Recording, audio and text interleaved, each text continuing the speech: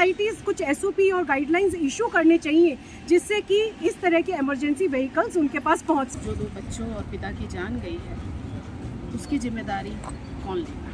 माल की हानि तो मैं नहीं कह रहा, उसको तो बचाना मुश्किल हो जाता है, लेकिन जो जान की हानि हुई है वो बचाई जाए। वो आग पीछे से जल भी चुके थे और वो हादसा इतना दर्दनाक है कि उसको बयान नहीं। ये तस्वीर आपने एक एक करके देखी द्वारका सेक्टर 13 के शबद अपार्टमेंट की, जहां 2 बच्चे और बच्चियों सहित 3 लोगों की दर्दनाक मौत हो गई थी। इसी को लेकर द्वारका के अलग अलग फेडरेशन, द्वारका फोरम और जनप्रतिनिधि अपनी प्रतिक्रिया दे रहे हैं। इस मामले में पुलिस ने एफआईआर तो दर्ज कर ली है, लेकिन अभी इसमें किसी के ऊपर कार्रवाई नहीं हुई है। मृतक के परिवार वाले सोसाइटी मैनेजमेंट कमेटी पर और प्रशासन पर सवाल खड़ा कर रहे हैं। साथ ही सैकड़ों की संख्या में तमाशबीन उन लोग पर उंगली उठा रहे हैं जो मोबाइल पर वीडियो बना रहे थे। वह वीडियो बनाने की बजाय कुछ मदद की सोचते तो शायद इनकी जान बच जाती। आइए विस्तार से सुनते हैं क्या कहना है द्वारका के अलग अलग फेडरेशन, फोरम के पदाधिकारियों और द्वारका के काउंसलर का। उसी तर्ज पे है जैसे पैसिफिक अपार्टमेंट में हुआ था, और ऊपर से किसी को बचाना नहीं आता, नीचे लोग गद्दे भी नहीं रखते कि इतनी हाइट से कोई कूद रहा है, सिर्फ एक ऑनलुकर की तरह सब भीड़ की तरह देखते रहते हैं। और अगर रेस्क्यू उनको करना आता होगा, मॉक ड्रिल अटेंड करेंगे तभी रेस्क्यू करना आएगा।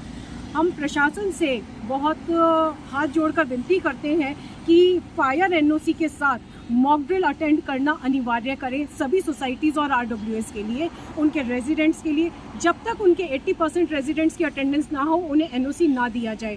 सोसाइटीज़ के बीच में भारी पेड़ों की प्रूनिंग के लिए उन्हें एक ब्लैंकेट अप्रूवल दिया जाए। उनके वहाँ बीच में जो भी गाड़ियाँ खड़ी होती हैं, क्लियर पैसेज फायर ब्रिगेड की गाड़ियों को या एम्बुलेंस को नहीं मिलता।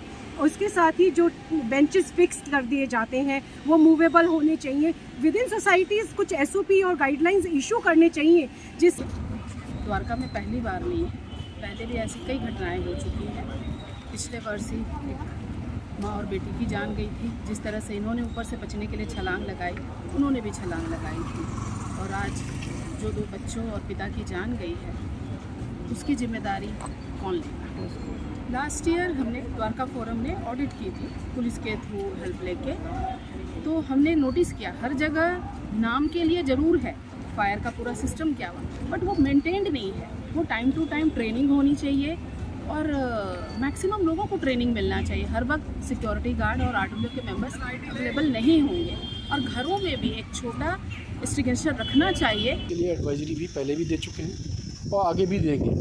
लेकिन उसके अलावा एक और चीज़ है कि फायर ब्रिगेड जो है वो भी टाइम पर अगर पहुंच जाती, तो आज की जो घटना हुई उसमें शायद जो माल की हानि तो मैं नहीं कह रहा, उसको तो बचाना मुश्किल हो जाता है, लेकिन जो जान की हानि हुई है वो बचाई जा सकती थी।